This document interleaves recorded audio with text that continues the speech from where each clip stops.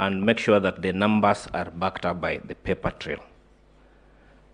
In the request for scrutiny that was done by the petitioners, my Lord, Chief Justice and members of the Supreme Court, the request was targeted. You'll find that particularly in petition number 5, and also the affidavit of Arnold Oginga, paras 81 to 91.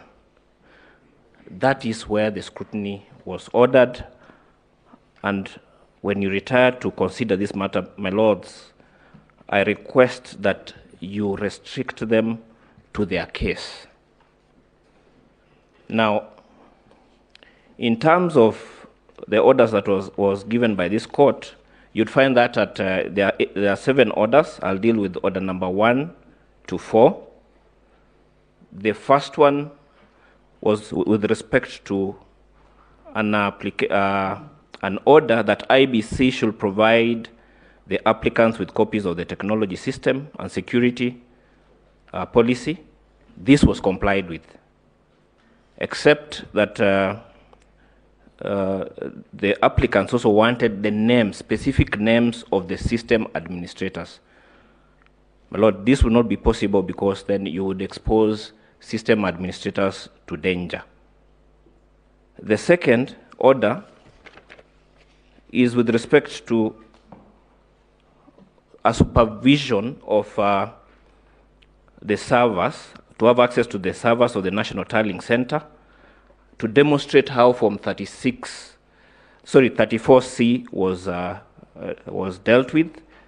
The forensic image of the 34C was granted, and all parties were also given time to interact with this server the whole day. Now, the third and more important, part of that order also was to see whether there was any deletion of any Form 34A at the server. You'll find that at page 21 of the registrar's report, there was no deletion. There is not a single deletion of a Form 34A from the server.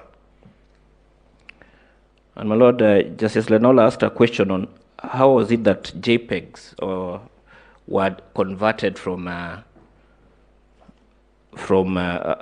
JPEG to a PDF. My Lord, that answer is found at the registrar's report at page 12, and it's important that we read this. It's a short page because a lot of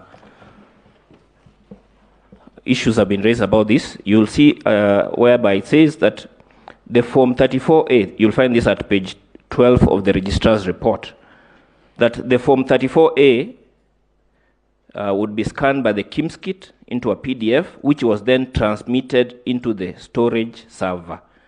At the storage server, the form is processed by an application to check for compliance, to certify that the security features have been complied with, and the PDF has all the features that are supposed to be there. That goes also to page 13. This is important because, my Lord, there was a theory of the middleman that was being propagated by one of the petitioners, and in this scrutiny, we could not find any middleman. In fact, there was a direct link from where the results were transmitted. So the transmission was from the KIMS kit. It would go to the National Tallying Center. One form would go to the National Tallying Center. The second form would go to the constituency Tallying Center, and the third form would go to the portal.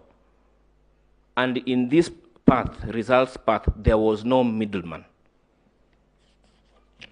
That was the smoking gun that was used by the petitioner, and my Lord, unfortunately, there was no smoke, and there was nothing that that was found in that. It's important, my Lord, to demonstrate to this court that in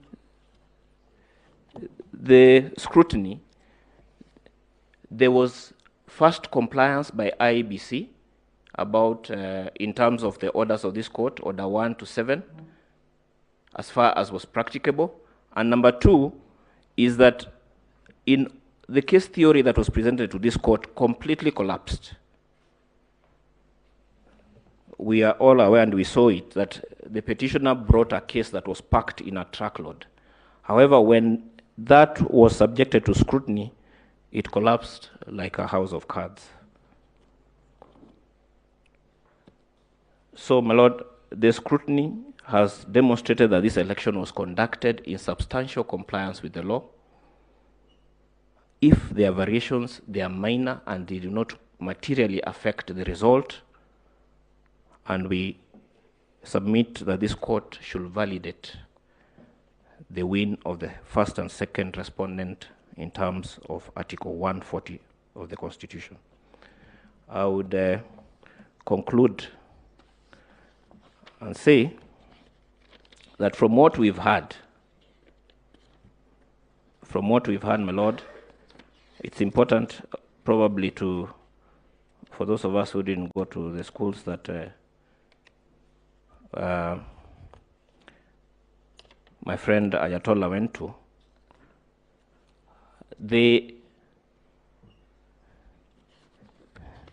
if you read the book of Macbeth, the play of Macbeth, the second play, you'd see that there is a debate.